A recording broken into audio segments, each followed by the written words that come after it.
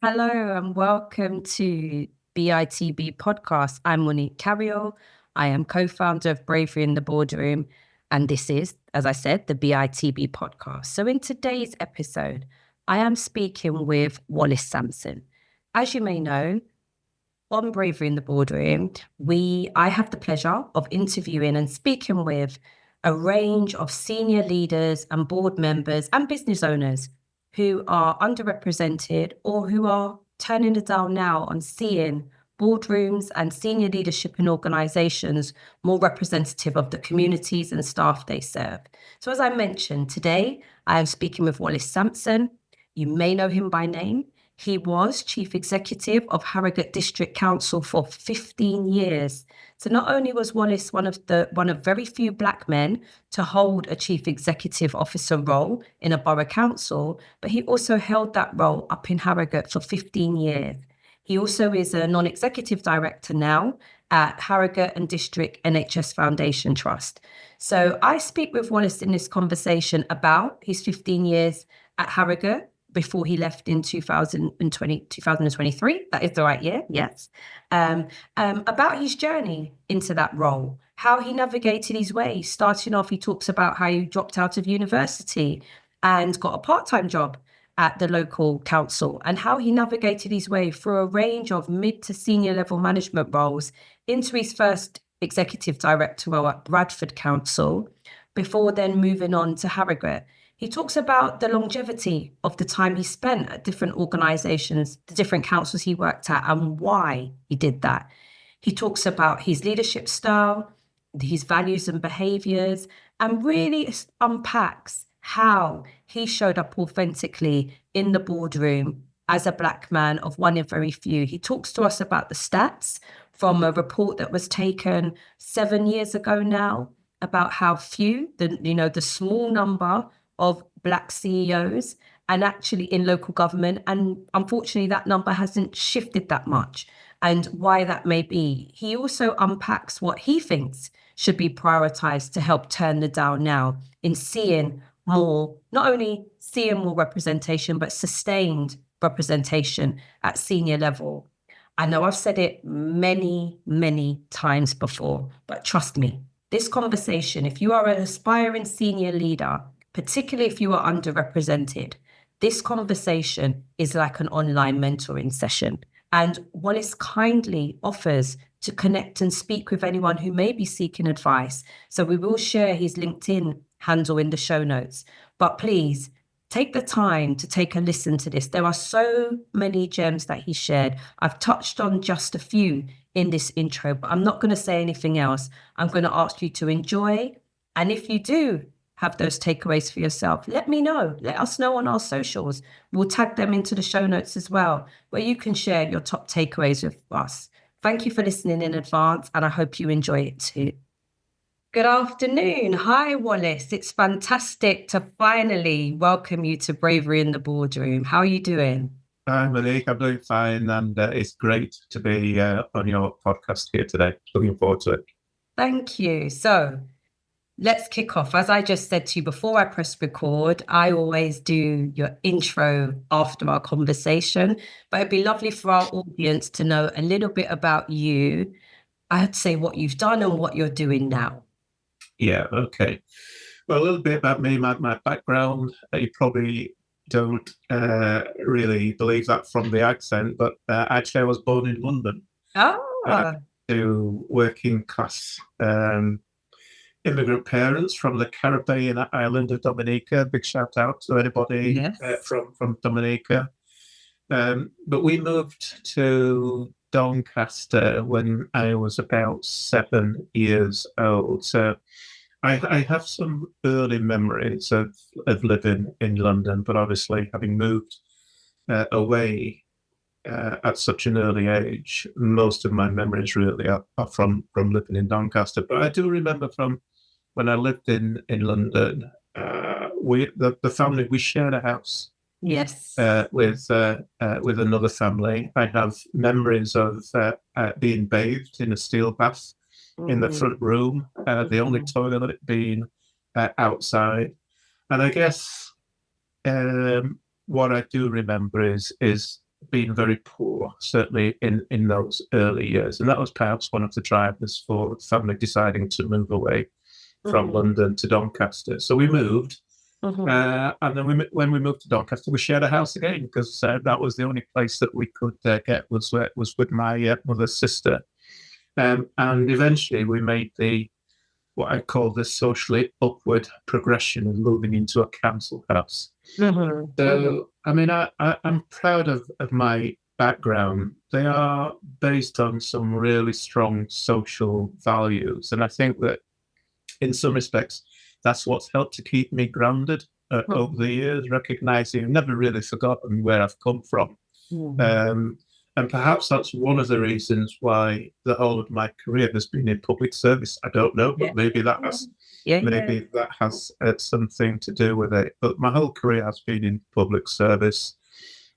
Started in the mid-80s and culminated in being appointed chief executive of Harrogate Council in 2008. That was a momentous year. Not because of my appointment to being chief exec at Harrogate Council, but it was the year obviously that Barack Obama became the first Black president of the United States. So I do remember that year very, very well for different reasons. But that was a culmination of a very long and challenging career, and I was very proud to be appointed chief exec. And I served in that role for just about 15 years. One of the few Black chief executives, not just in the region, but in the country as a whole. I decided to step back in 2003, but really not ready for retirement. I'm still very active. And what I have now is a portfolio of different roles, all in the boardroom, covering public sector, private sector, health, higher education. I'm on the council of the University of Leeds, and also working for a government quango as well. So I've got a portfolio of boardroom related roles that still means that I'm very, very active. Oh my goodness. I think there's so much you said in that that I'm going to unpack as we have this conversation. But what our audience would have heard there is, the longevity that you've had working at board and at cabinet level. So how would you describe your leadership style in 3 words? My leadership style in 3 words. Well, it's a challenge, I think, to encapsulate almost 40 years in 3 words. I think the first word that I would use would be authentic. And I guess in some respects that goes back to what I was saying earlier about never having forgotten really where I've come from, and the sacrifices that my parents made, the challenges that I've faced along the way. I just believe in just being the person that I am. I am what you see. There are no airs and graces about me. And I guess part of that authentic leadership style is also about recognizing that if you're going to bring others along with you, you have to be the natural person, but you also have to be, in the words of Gandhi, the change that you wish to see in others as well. So authentic would definitely be one word that I would use. I guess the second would be visible. And by that I mean it's important for people within the organisation to be able to see you, to know who you are, to feel that you are approachable as an individual. But that visibility is not just about visibility in person, it's also about visibility in your communication style as well. And making sure that there is a regular engagement and interaction with the people in your organisation and outside as well. And then the third the word I would probably use would be inclusive. And that I mean recognizing the importance of the team. It's not just about you. It is about the team, and recognizing that you are only as good as the people around you. So it's really important really to build an inclusive team of really capable people that you feel that you can trust, you have the confidence in, that you're able to delegate, and who you know will get things done. My goodness, I feel like I want to go like this. Like this is just going to be a leadership masterclass in this conversation. That's what I feel like I want to do right now. I have to remember though, this is for our audience, right? Yeah. And so I will come back to what you were saying, some of what you were saying there again, but you touched on your journey. You said about, moving up north and as a child, progressing. I know that you had a career, like you said, in public service, so in local authorities, and you took us straight to when you became chief exec of Harrogate Council. So can we rewind a little bit? Can we hear a little bit more about that journey to CEO? And you touched on it. You said some of those challenges that you experienced along the way. Yeah. Okay. So I guess the first thing, if I'm going to sort of wind the clock back maybe to acknowledge the fact that I am a university dropout. Okay. So I went to Sheffield Hallam University, but after a year, I just got to the point where I felt that I'd had enough of full-time education. So I took a difficult decision, maybe a risky decision, but a difficult decision to drop out with no plans really for what I wanted to do. So for a year, I did nothing except work part-time behind a bar. I became very good at snooker and pool. But after a year, I thought, you know what, I'm going to need to find something to do. And sometimes, whether it's fate or whatever, things just happen by chance. The only opportunity that I saw was a 3-month temporary contract working for Doncaster Council in the rates office. And it just so happened in the 1 year that I did do at university, rating law was part of the curriculum. So I was able to go into the interview and actually answer the questions very competently, and I managed to get the job. I got the job, and very quickly in my employment with the council, I looked around and thought, well, what are going to be the opportunities to progress? And I very quickly realised that I needed to go back and study, and actually education is important. Okay. So I went back and did, the first year I did by distance learning, because they had a rule at the time that you needed to be in employment for 12 months or more before they would sponsor their release. And to this day, that's one of the most incredibly difficult things that I did, working full time and trying to do distance learning. For those that do it, hats off to them, because it is extremely challenging. After a year, the council sponsored me to do the final 3 years of my professional qualification. I'm a glorified tax collector by background because my professional qualification is through the Institute of Revenues Rating and Valuation. But my early career coincided with a period of significant change. For those of your listeners and viewers that are able to remember and go back that far, the country transitioned from the old system of general rates through to the community charge, or poll tax, as it was known, through and after 3 years to the council system. That was a period of incredible change, new technology being introduced, a lot of transformation that was required to establish those new systems. And quite frankly, Monique, I thrived in that environment. It was a really, really good period for me.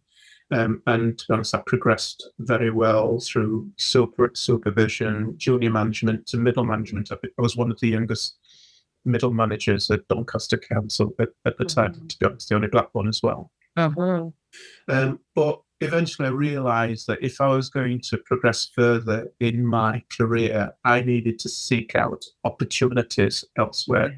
And I think that's an important point for anybody that's listening to this podcast. You cannot sit around and wait for opportunities. You have to go out and seek those opportunities for yourself. And if it means moving on to a different organisation, or indeed, as I did, uproot and move to a different region, sometimes that's what you have to do if you want to progress. So I moved, I left Doncaster, I went to work for Kirklees, I became the head of revenues and benefits. I stayed there for a period of 9 years and moved through different roles, got involved in some fantastic and incredibly rewarding projects. I've putting my hand up, I putting my head up above the parapet. But eventually I moved on then from Kirklees to Bradford Council, where I became their first strategic director of customer services. Again, it was a great environment, incredibly supportive organisation in terms of some of the things that I wanted to do, basically given a blank sheet of paper in many respects, and did a lot of transformation and change, some of which were recognised nationally in terms of national awards. So, that was a fantastic period for me, and it really set up the opportunity for me to move to Harrogate Council when I became chief executive in 2008. One of the things I think that perhaps defines me is when I join an organisation, I do invest myself in that organisation. Sometimes you do see people in senior leadership positions, they join an organisation and within 2 or 3 years, they've moved on somewhere else. And quite frankly, they leave a trail of destruction behind them. I've just never been a believer in that. I stayed at Doncaster 7 or 8 years. I was at Kirklees for 9 years. I was at Bradford for 8 years, and I was 15 years at Harrogate. I'm a great believer in investing yourself in the organisation and giving yourself and the organisation time for you to be able to deliver. May I ask a question in what you were sharing there and big decisions? So what I heard there in your career journey, especially when you said, actually, I left Doncaster, uprooted and went to Kirklees. What gave you the confidence? Because those are brave decisions. What gave you the confidence to do that? To, as you described it, put your head above the parapet and put your hand up for opportunities? That's a really good question. I guess it boils down to ambition. And not being afraid to take risks. Sometimes that's what you have to do. If you want to progress, you have to be prepared to take risks. So, uprooting and moving from Doncaster to Kirklees was a big decision for me. I had no family. When I moved to Huddersfield, I moved into temporary accommodation, and then eventually I bought a home, but there was no family around there. But I guess it was my ambition that took me there, and a willingness to take risks, and to a degree, a self-belief as well. I do think that you have to have that self-belief. I guess another example sometimes of taking risks is a willingness to take a step back in order to take more than one step forward. And I distinctly remember I left Doncaster Council after about a period of 5 years and went and I spent a year working for Chesterfield Council in Derbyshire. Wow. But after a year, I very quickly realised that it wasn't going to be an environment that was going to fulfil my ambitions in terms of career progression. And why was Wallace? That was Chesterfield, just because it was too small. It was just too small, an organisation. So, it was a great place to work, but the opportunities were few and far between, just because it was too small. So I went and had a conversation with my former boss at Doncaster and said, "Are there any opportunities to come back?" She said, "Not that." There weren't any at the level that I was on at Chesterfield, but there was at a level below. But if I was willing to come back, she was confident that I would be able to progress.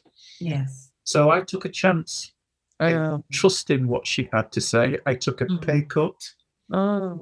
I went back to Doncaster, and she was true to her word. I very quickly progressed after that.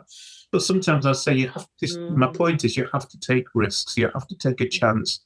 I took a chance in trusting somebody, recognizing that that trust was going to lead to a pay cut for me, but a belief that in doing so, the bigger picture was that I'd be able to progress further in the long run. So talk to me about you. I'm riveted by what you're explaining, yeah, and how you navigated it. I asked you that question about some of those challenges, and you shared some of those in terms of leaving family, taking a pay cut here as well. If I flip the script, what helped you? So you said something about that self-belief. What else helped you on that journey to CEO? Yeah. Certainly, as a self-belief, definitely that's a really important part of it. The trusting in yourself and your ability and your capabilities is really important. But I think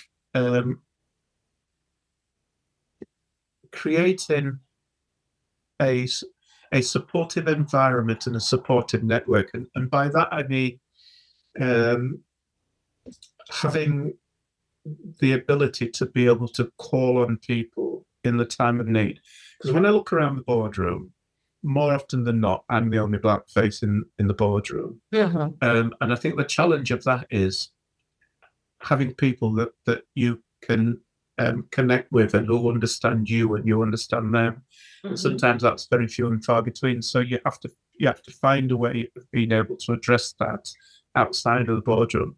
I was very fortunate in that, particularly when I worked at Bradford, one of my fellow directors was actually from a black and minority ethnic background. And we were the only two black directors in the whole organisation. So there was a bond. We connected with each other. And even when we both moved on to different organisations, we still kept that connectivity between us, and we became buddies. We still are buddies. We're buddies in the friendship zone, but also buddies in the professional. And I remember countless occasions where either he would call me on his way from home from work, or I would call him, and we had that safe space around us where we were able basically to vent if we wanted to, say whatever we wanted to, but trusting each other and knowing that those conversations was a safe space conversation, literally just between the two of us. And I would definitely advocate that for anybody that's an aspiring leader, and particularly if you're coming from a black and minority ethnic background, you are going to be in environments where there aren't going to be many people like you, a person of colour, in the room.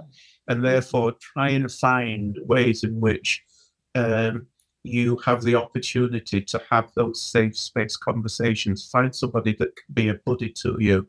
To have those safe space conversations. So I guess that definitely has been a key thing really that's helped me over the years. I guess also, if I'm going to be totally honest, I would say that what has also helped me is being black. Well,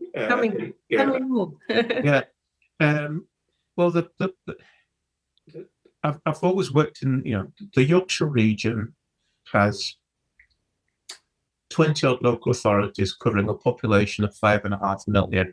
And consistently, I've been the only black face at chief executive level in the boardroom, so to speak. So in some respects, that throws challenges, but it also throws opportunities in the fact that it is, in some respects, shone a light on me. And it is a bit of thrive or die. But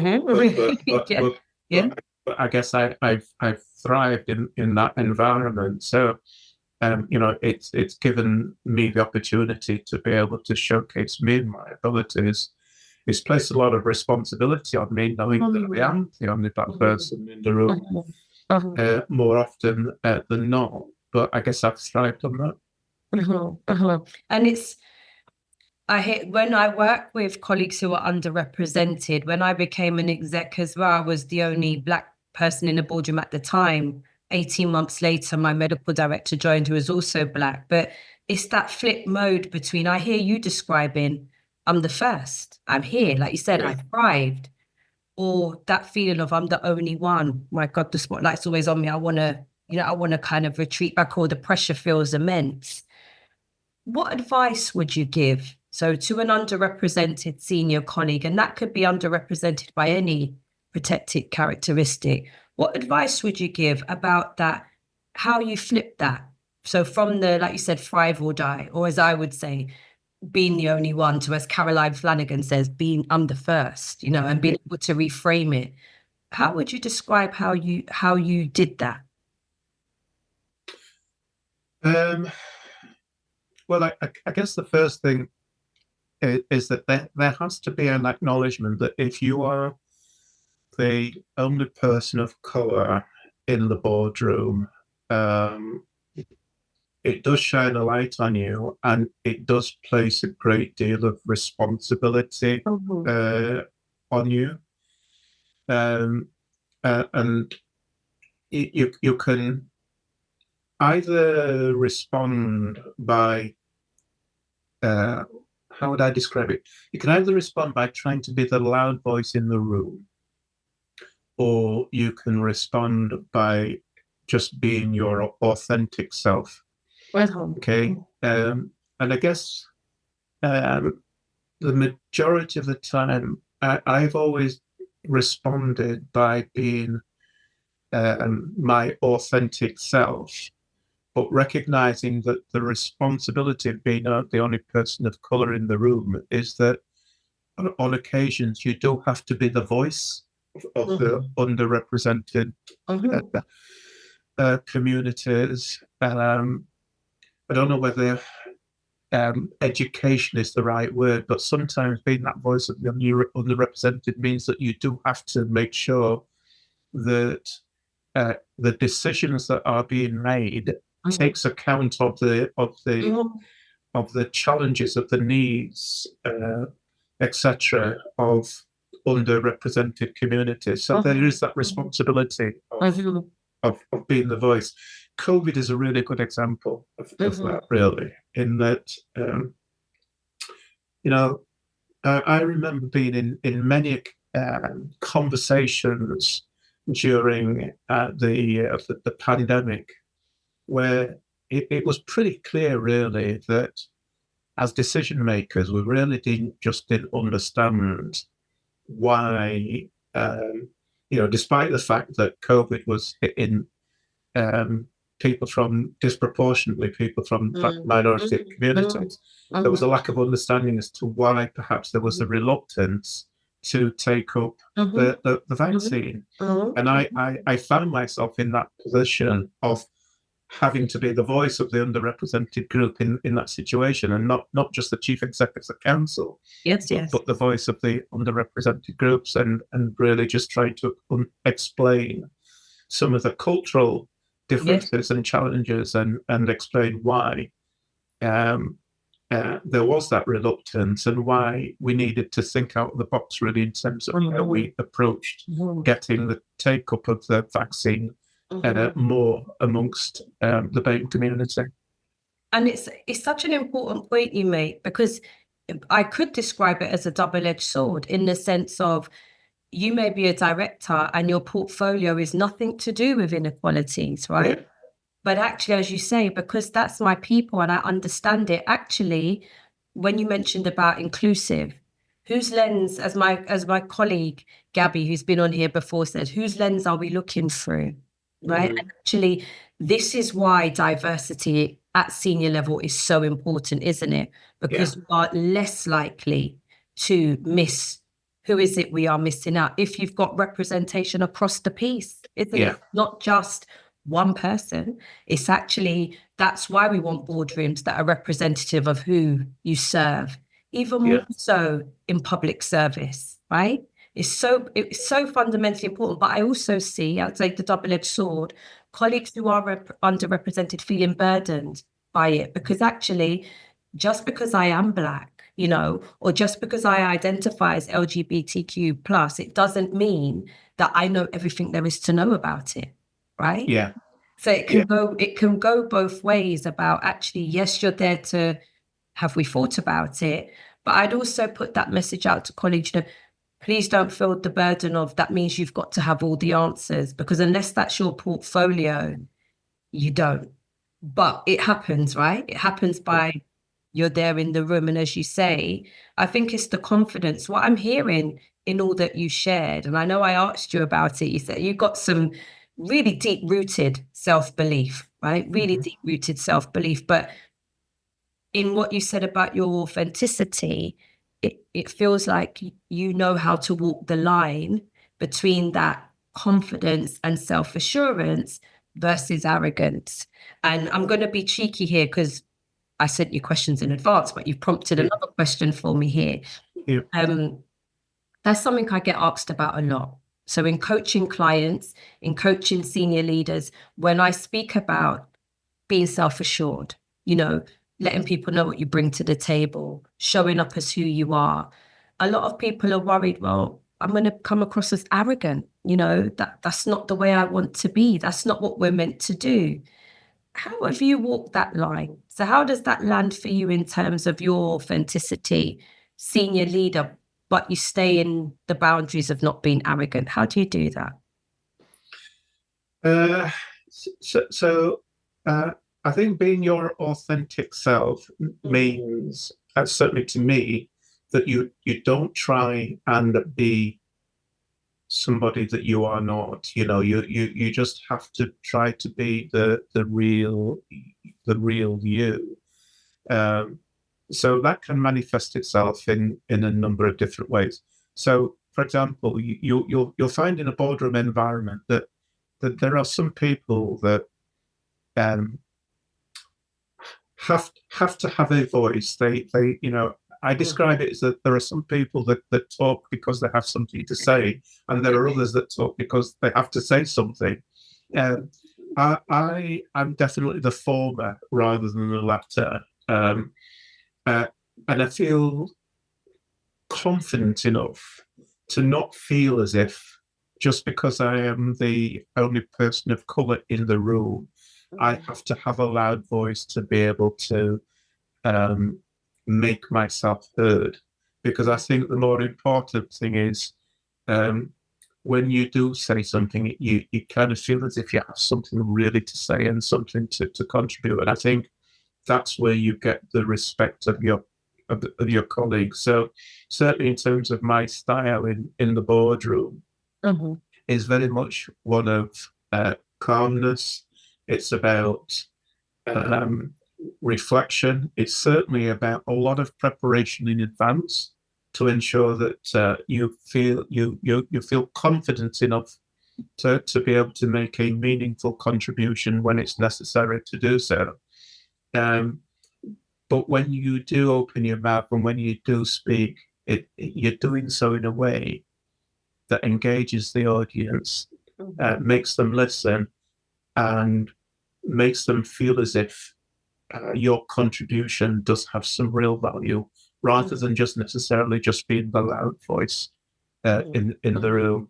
And it takes experience to do that, because, as I say, there are many people that, you know, this isn't a colour issue, it's a leadership issue. You know, many people join boardrooms feeling as if they have to say something. Well, no, you don't actually. But when you do say something, make sure that it's of value and it's a worthy contribution. Sage advice there, really sage advice. So coming back to what you were sharing with us there, we know this, you know, you are one of a very small number of Black men who served in a borough council CEO role. And as you said, you were also one of the longest serving CEOs in the country in that position for 15 years. Yeah.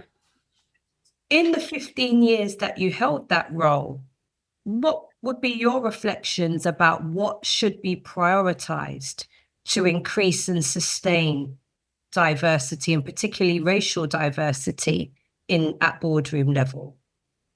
Yeah. Okay. So I guess just to bring a little bit of context to this conversation, and I can only speak for local government. Back in 2018, was a consultancy called Green Park. I know Green Park. Yes. Yeah. Who they did a study, and that study identified back in 2018 that there were 16 persons of colour in chief executive roles in local government. 16. Now, put that against currently somewhere in the region of about 350 local authorities in England and Wales. And if you look at the 2021 census, there were in this country at the moment in England and Wales, there are 18% of the population is from a black and minority ethnic background.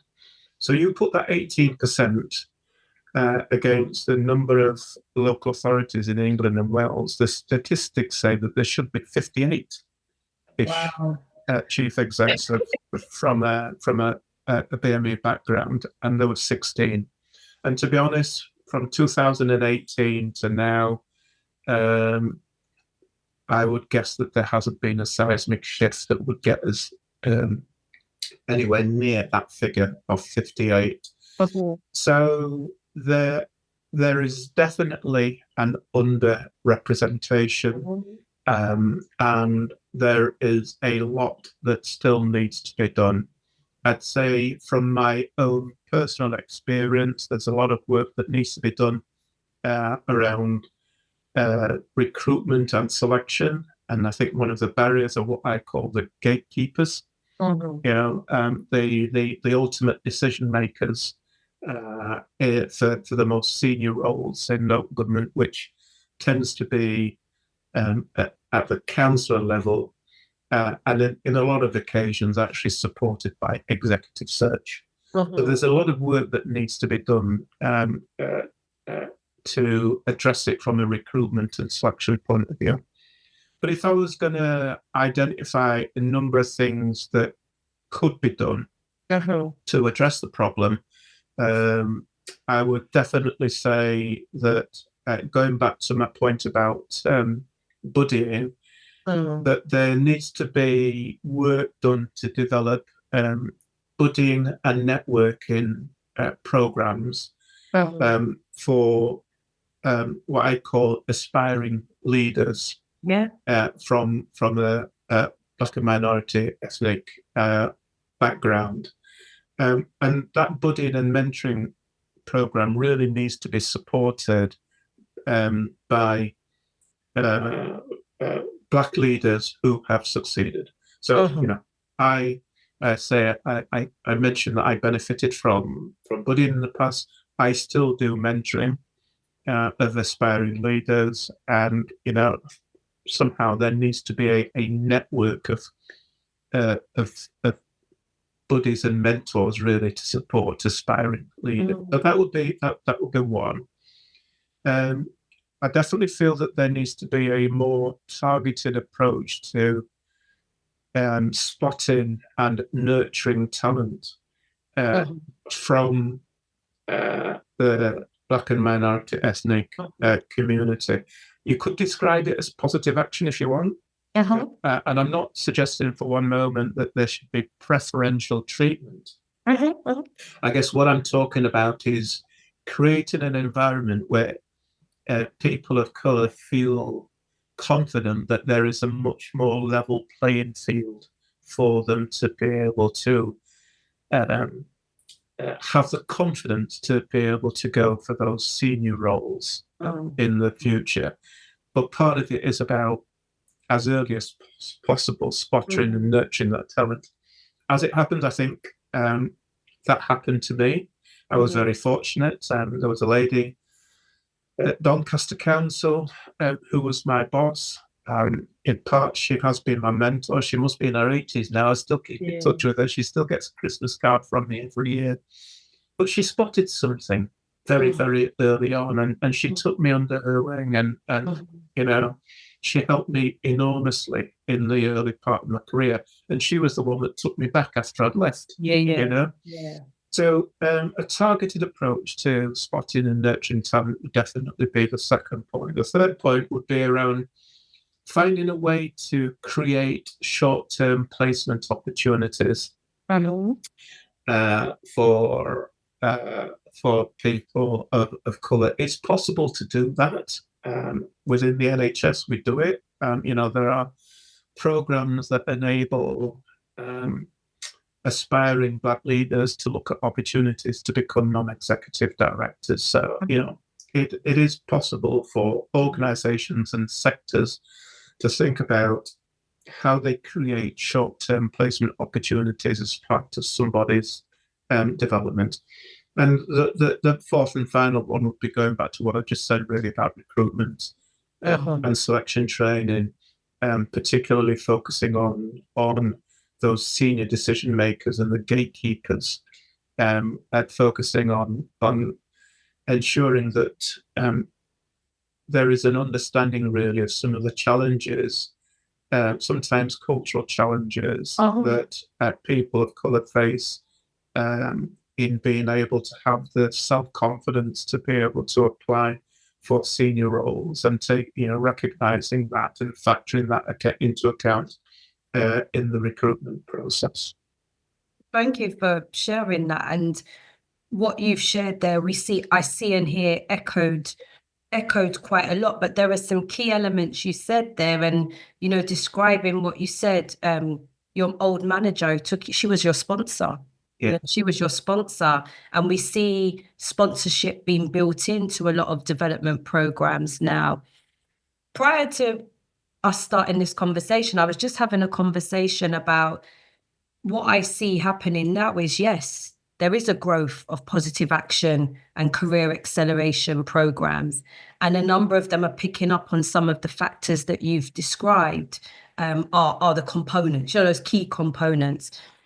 The challenge that I also feel needs to come out is about sustaining our diverse senior talent and sustaining our senior diverse talent pipelines. And I really heard what you said there about, when I asked you what helped you, you know, you having that buddy, that safe space where you could have that, like I said, your sponsor who you've spoken about as well, your self-confidence and self-assurance, and those contributing factors to what you had.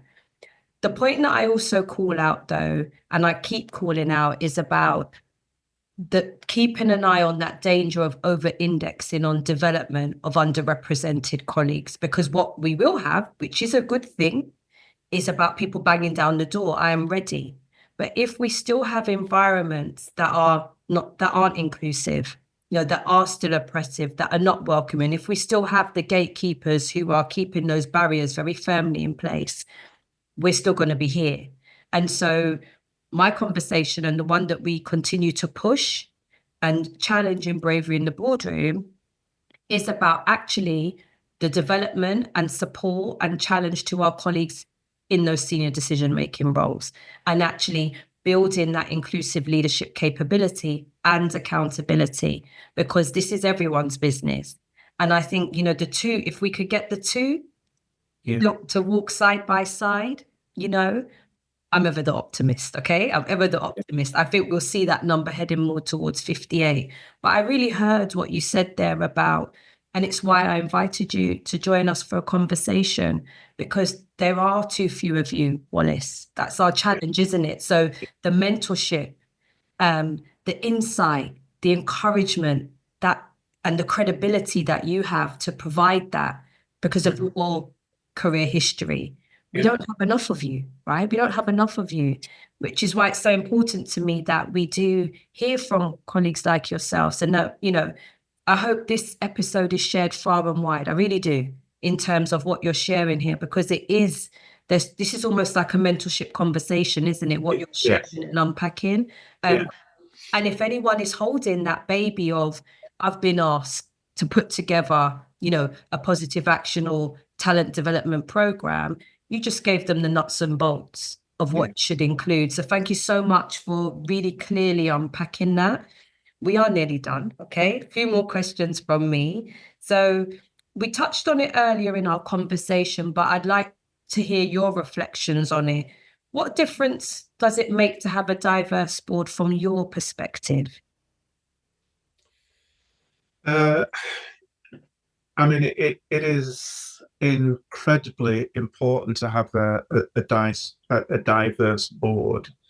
I mean, just from the perspective of, giving confidence to people of colour that are aspiring to be able to see a boardroom that has a person of colour, even if it's one, is incredibly powerful. It places a great deal of responsibility on the individual. I've always felt that responsibility. It's not a responsibility that has daunted or overburdened me. To be honest, it's a responsibility that I've thrived on, but it does place a responsibility on you, recognizing that you are on a lot of occasions, you are the only person of colour. You have to succeed, because if you don't, it just makes it more difficult for others to follow. So there's that role model thinking that is going on in that scenario. I think the other point, which is an important point, and I touched on it earlier, is that the fact that you are there in the boardroom does mean that there is a voice. There is a voice for the underrepresented groups, and it is an opportunity to educate as well, to be able to ensure that there is a full understanding of whether it is cultural issues or faith-based or whatever it may be, that there is the opportunity really to be able to be the voice and to help to educate and to ensure that the organisation understands as part of its decision making the issues, whether it might be social, cultural, from a deprivation point of view, but the issues really that face underrepresented communities, and making sure that that's factored into decision making. Thank you. And so, like I said, so many gems. I've got to try and weave these gems out, right? To do the intro. But final kind of piece of advice. So what final words, would you want to share with aspiring senior leaders from underrepresented groups who really want to progress into the boardroom? What would be those final nuggets that you'd want to share today? Yeah. Okay. So I won't repeat some of the other things that I've said previously, although they are really important. That finding somebody that you can buddy with and have those safe space conversations is really, really important. But I've touched on that, so I won't touch on that anymore. I guess some of the other things that I would give by way of advice would be, firstly, how can I describe it? To develop a set of core attributes that defines you, that you can take anywhere and that works anywhere for you. A set of core attributes. Other than the things that I mentioned earlier, certainly for me, those core attributes throughout my career has always been, as a senior leader, wanting to ensure that I'm able to articulate a strategic direction for the organisation. It's one of the most important things as a senior leader. If you can't articulate the vision and where you want the organisation to go, you haven't got a cat in hell's chance of bringing people along with you. So that ability to articulate a strategic direction is really important.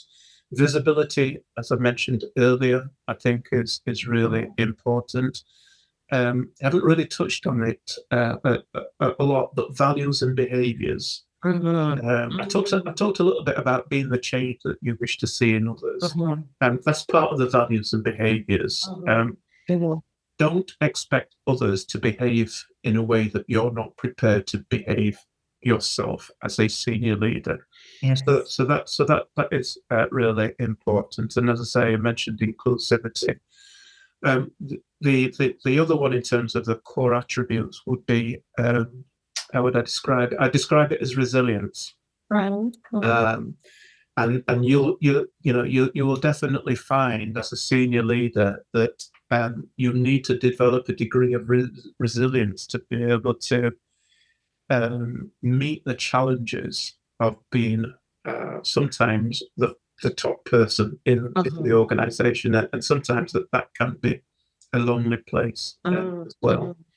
I'd say wherever you work. So this is the second point. Wherever you work, prioritise getting an understanding of your environment as quickly as possible. So, understand the people, understand the place, understand the culture, understand the relationships within that organisation. They're all really important, because if you don't understand your environment, it's really difficult to be able to lead and to thrive in that environment. I definitely say build partnerships, relationships, collaborations. Increasingly, organisations need to work in a collaborative environment to be able to deliver. So that's really important. Understand the difference between accountability and responsibility. Sometimes people confuse the two. And I think the most important thing to understand about that is that one, you can delegate, the other you can't. That's it. That's it. Okay. So accountability as a senior leader will always stay with you. You can delegate the responsibility, but you can't delegate the accountability. And the best way to address that is to make sure that there is a framework in place, particular performance management framework, that enables you to keep on top of what is going on, so that you'll know that you can tick that accountability box. Okay. And then finally, I would say learn more from your failures than you do from your successes. I'd say that some of my biggest learning points over the years has definitely been from periods of adversity rather than from periods of success. Yes. And in some respects, as a senior leader, ultimately, it's what defines you as a senior leader. So it's great to be able to, for a few moments, enjoy your periods of success. But the greater learning point is definitely from failure and from adversity. Oh my God. I said gems. I said there were gems. I said this would be a leadership masterclass. It's been such an insightful discussion. I want to call it a discussion that we've had. Before I let you go, you mentioned at the start of our conversation that you have a busy portfolio career. You are a non-exec director, a busy acute trust up in Harrogate, as well as many other roles that you started to tell us about. So how do you maintain balance and look after you? You're giving out so much. Yeah. I think one of the things that has served me well over the years is a recognition, really, that health and well-being is really important. So I guess what has saved me over the years is I'm religious going to the gym. I've always played sports. I like to be out in the outdoors. I regularly go to the sauna and the gym. And equal as important, I've had people that I've been able to just let off steam with. So I think it's a combination of those two. As I say, I passionately believe in the importance of health and well-being to enable you to be able to do your job effectively. And I've had many late nights over the years at work-wise, but no matter how late it is, I still find my way into the gym or into the sauna or do something. These days I play a lot more golf. I do it badly, but nevertheless, you know, my mantra is a bad day's golf is still better than a good day's work, you know. You know, I place a lot of emphasis on doing things outside of work as well as what I do inside of work. Good. Again, really, and I think, you know, our listeners take advice, like I said, from people who are in the hot seats right now. You know, it's people who are saying, yes, I did hold this role. Yes, I am doing that, but I still make time for that. Really clear, a really important, clear message there at the end about looking after yourself, no matter what. So it's really important. Really. Thank you. And that's why I always ask the question, because I think it's not me telling you what to do to my listeners. You're hearing it here from our guests. So people have listened to this episode. They'd like to get in touch with you, learn more about you, or connect with you. Where's the best place for people to connect with you? LinkedIn, definitely these days. So I am active on LinkedIn. If anybody wishes to connect with me, it's relatively easy to do it through that environment. As I say, I am still active in terms of supporting colleagues in their development. So I've got a couple of mentoring roles that I am doing at the moment. That, you know, inevitably they are time limited, and you get to the point where you feel as if they don't need you as much. And when I get to that point in time, I guess I'll be looking for the next one after that. But if anybody needs any, bit of advice on something, I'm more than happy for them to connect with me through LinkedIn, and I'll do my best to help them. But from a mentoring point of view, I'm probably at capacity at the moment. Well, as I said before, I feel like the conversation that you've shared with us today, the discussion, the insights, the advice, the honesty, this is like an online mentoring session. You know, it will really help so many people. So thank you so much for your time. We will make sure we put your LinkedIn handle in the show notes as well. And just thank you for joining us on Bravery in the Boardroom today. Yeah, thank you. I've really, really enjoyed it. I know we've been talking about doing this podcast for quite some time, so I'm glad we've finally been able to meet and have a discussion. Yes. Thank you, Wallace. Speak to you soon. Yeah, thanks, Nick.